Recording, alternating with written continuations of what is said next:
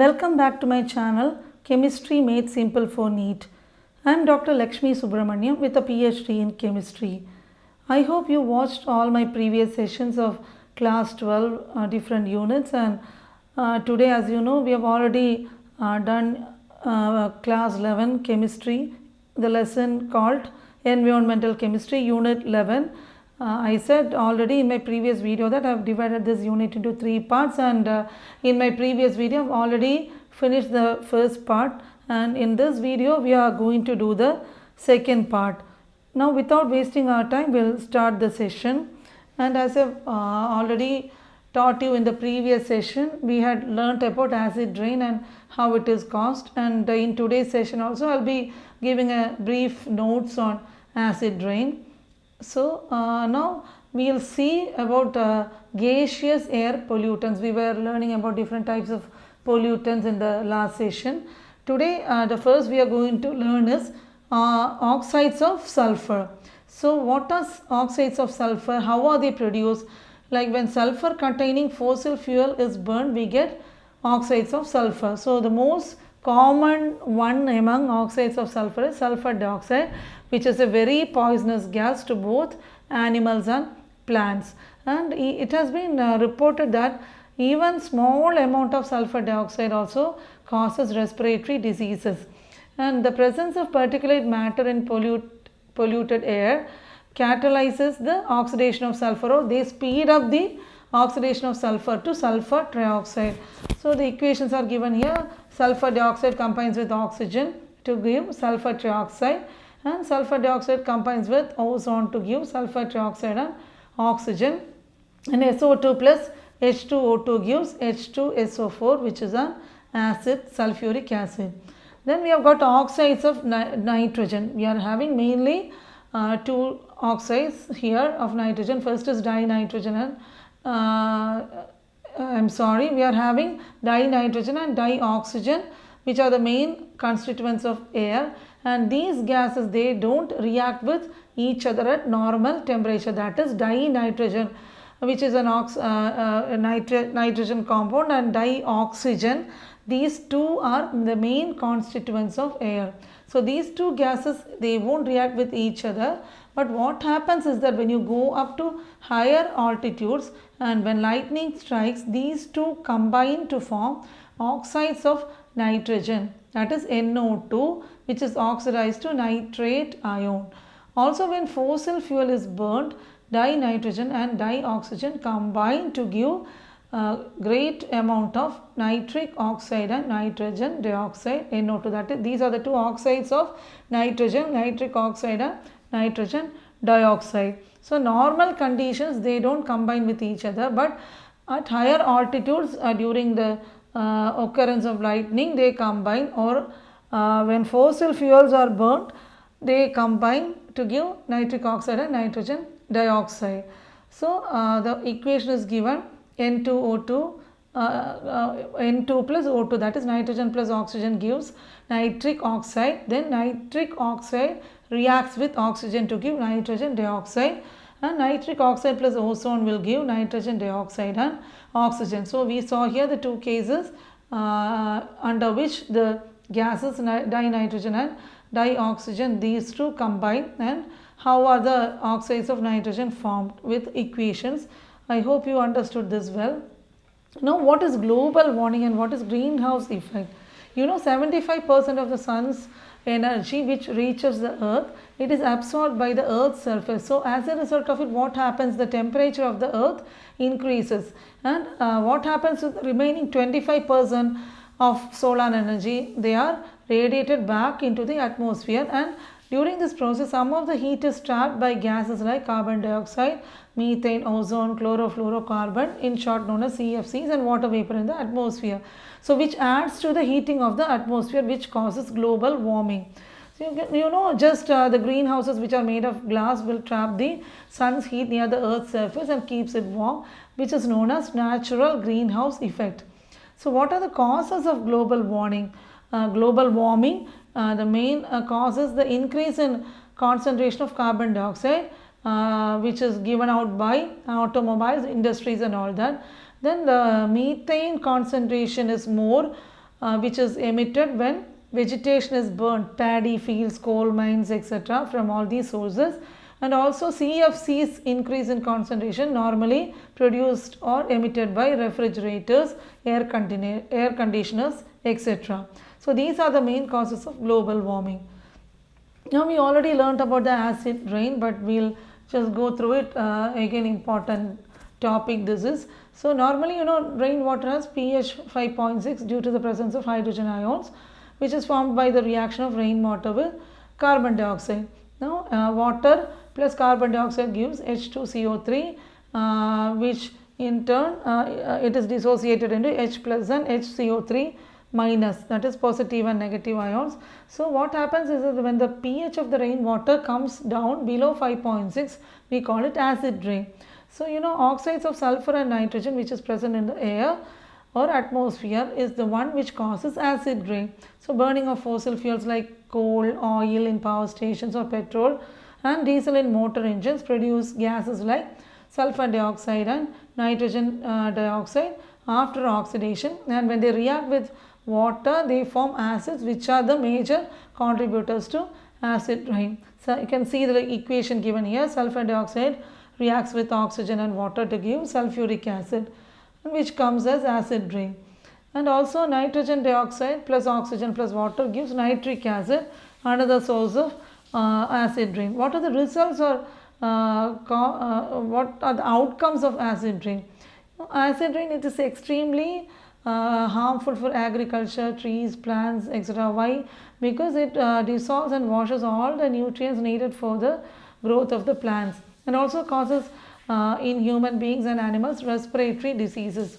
Also, when acid rain falls and flows as groundwater to go to rivers, lakes, etc., it will cause damage to plants and animal life in aquatic ecosystem. And also it corrodes water pipe, resulting in the leaching of heavy metals like iron, lead pipe, copper and all that, which are used to carry drinking water, and thus causing harmful effect for human beings. Now coming to particulate pollutants, these are minute solid particles or liquid droplets in air and present in vehicle emissions, smoke particles from fires, dust particles and ash from industries. So it is viable or non-viable. We already said that viable particulates like bacteria, fungi, molds, algae, etc. These are very small living organisms and which are spread in the atmosphere. So they cause plant diseases. And non-viable particulates are classified according to the size and nature. The first one is smoke particulate. It consists of solid and liquid particles which is formed as a result of burning of organic matter and cigarette and oil smoke. Then dust is made up of fine solid particles which is produced during crushing, grinding and attribution of solid materials. Sand from sandblasting, sawdust from woodworks, cement and fly ash from factories and all that. I have already mentioned all these points, but again I am adding more points to this so that you will be more thorough with the concepts. Then the mists are particles produced by spraying liquids and condensation of vapors in air. And fumes are obtained by condensation of vapors during sublimation, distillation, boiling and other chemical reactions. So mainly the effect of particulate pollutants depend on the particle size. Airborne particulates are dangerous for human health. Then next topic is green chemistry. What is green chemistry? Just it's a very useful thing in our day-to-day life, like producing chemical for our daily needs using reactions or process which doesn't use any poisonous or toxic chemicals or emit any poisonous or toxic substances into the atmosphere. Then the green chemistry, while we are talking about it, there are a few important points which we have to remember. Like more than worrying about waste disposal, it is better to avoid creating waste. Like we say that prevention is better than cure. Then you have to try to restrict the generation of waste to minimum, and also try to make the waste which is non-toxic. That is by converting toxic into non-toxic. And also we have to be always energy conscious in designing synthesis and all that. And also certain catalysts are there which allow the use of safe chemicals. We have to use it wherever possible, and try to use renewable feedstocks as raw materials, and also try to reduce the amount of solvent use, and we can use instead environmental friendly solvents. And what are hydrocarbons? From the name itself, we can see that hydrogen and carbon combination. These are formed by the incomplete burning of fuels in automobiles, and these are carcinogenic, that is, which causes cancer. They harm plants also by causing aging, breakdown of tissues, shedding of leaves, flowers, twigs, and all that. Now, what are the oxides of carbon? First one is carbon monoxide. It is one of the most serious air pollutants. It is very highly risky and very poisonous and even causes death. It's a colorless and odorless gas. And because what happens is that the carbon monoxide gas has the ability to block the delivery of oxygen to organs and tissues. And mainly this poisonous gas is emitted by automobiles, and what happens is that if we inhale it, it binds to the hemoglobin and forms a substance called carbon hemoglobin, which is 300 times more stable than oxygen hemoglobin complex, and this usually results in headache, weak eyesight, nervousness, and cardiovascular disorder. Then carbon dioxide is released into the atmosphere, as you know, during photosynthesis and by respiration, burning fuels, and decomposition of limestone during the manufacture of cement. And normally, actually, photosynthesis involves the carbon dioxide gas, and normally it is exhaled out or breathed out by human beings, and also from various sources, like as I said, burning fossil fuels, and when limestone, calcium carbonate decomposes when cement is manufactured, all these result in the release of carbon dioxide. So normally 0.03% of volume of air is carbon dioxide, and green plants need carbon dioxide mainly for photosynthesis, and green plants takes in carbon dioxide and gives out or emit oxygen. So it maintains the balance. That is why we say that it is very important to plant trees in every place is possible, because when we breathe out carbon dioxide, these plants take in carbon dioxide and release oxygen, and in turn we can use that oxygen, and that is why how the balance is maintained. So the increase in amount of carbon dioxide in air, see, the more amount of carbon dioxide in the air causes global warming. And what is smoke? The word smoke is formed from smoke and fog, most common example of air pollution. We can see that in many cities all over the world. Two types of smokes are there. One is classical smoke, which comes in cool humid climate, and it is a mixture of smoke, fog, and sulfur dioxide, and chemically it is a reducing mixture, so we also call it reducing smoke. And then second type is photochemical smoke. Unlike classical smoke, which comes in cool humid climate, photochemical smoke comes in warm, dry, sunny climate, and main components result from action of sunlight on unsaturated hydrocarbons and nitrogen oxides, which is produced by automobiles and factories. So two types are there, classical smoke and photochemical smoke. Now photochemical smoke has got high concentration of oxidizing agents, so we call it oxidizing smoke. So we saw reducing smoke and what is meant by oxidizing smoke. Then how are photochemical smoke, how is it formed? So what happens is that when you burn fossil fuels, so many types of pollutants are released into the Earth's troposphere. So a chain reaction between hydrocarbons and nitrogen oxide takes place, interacting with sunlight, and forms nitrogen dioxide, which absorbs energy and then breaks up into nitric oxide and free oxygen atom. You can see the equation here. Nitrogen dioxide in presence of light breaks into nitric oxide gas and oxygen. So oxygen atoms, since they are very reactive, they will combine with dioxygen, that is O2 plus O will give O3, that is ozone. And there is some important thing you have to know, which is known as the ozone hole.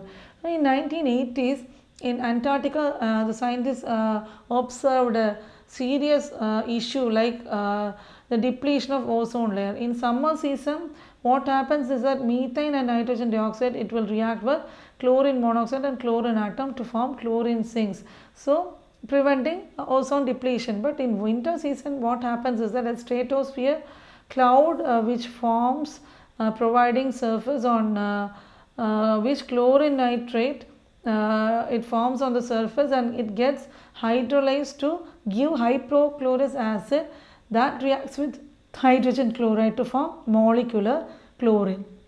So the sets of series of reactions have been included here.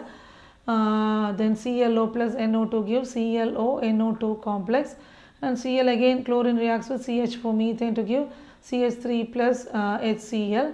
Then again ClO-NO2 plus water will give HOCl plus HNO3, and ClO-NO2 plus HCl gives Cl2 plus HNO3. These sequence of equations are very important. What happens, or what are the effects of depletion of ozone layer? What harm it can cause?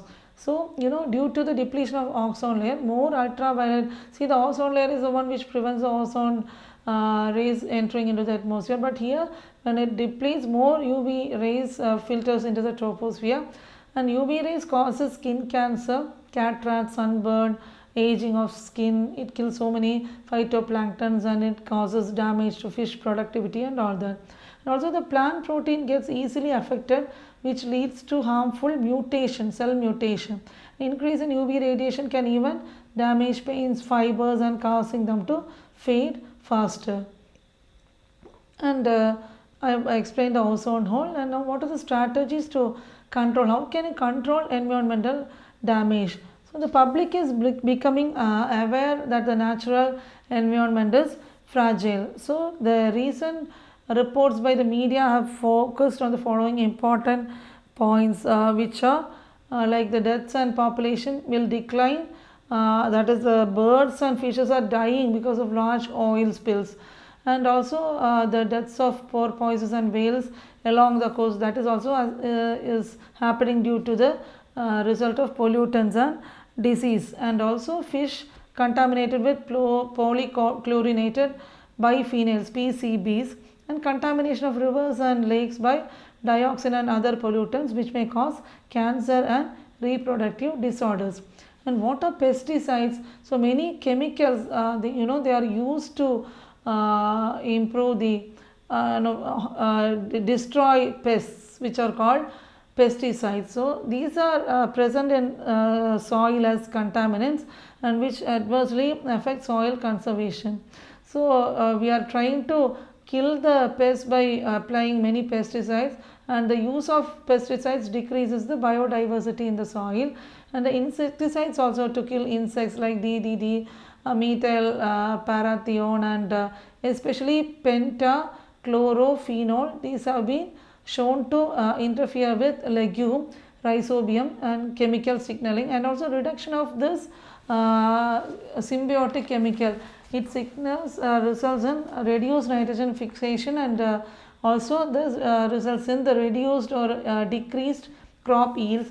And animals are poisoned by pesticide residues which remains on food after spraying. For example, wild animals, when they come to spraying fields or nearby areas, immediately after we spray them, so it is really dangerous for them, and widespread application, it contaminates or it eliminates food sources which certain types of animals need, and because of that the animal will have to go to some other places or relocate in search of these food sources, and they have to change their diet or starve. And poisoning from pesticides can even travel up to the food chain and it accumulates there. So with that we come to the end of this wonderful session, and as you know, the competition in NEET, it is extremely high, and last year, that is not last year, in 2021 NEET and NT had introduced some changes in the exam pattern, and altogether there were 200 questions, out of which you have to answer 180 questions. And this year, whether they are following the same pattern or they are going to change it, we are not having any information about that. And the competition is extremely high. Almost 15 plus lakh students appear for NEET every year. So you have to stay ahead of everyone significantly in terms of your preparation. That is why I stress the point that you just revise the 11th standard portions as well as early as possible and try to complete it, because later on you will have to you will be hands full with 12th standard revisions, and also you have to be consistent and keep going with full determination. And with that, I'm winding up this session for today. And thanks for watching. And I'll be coming up with the next unit at the earliest. Thank you.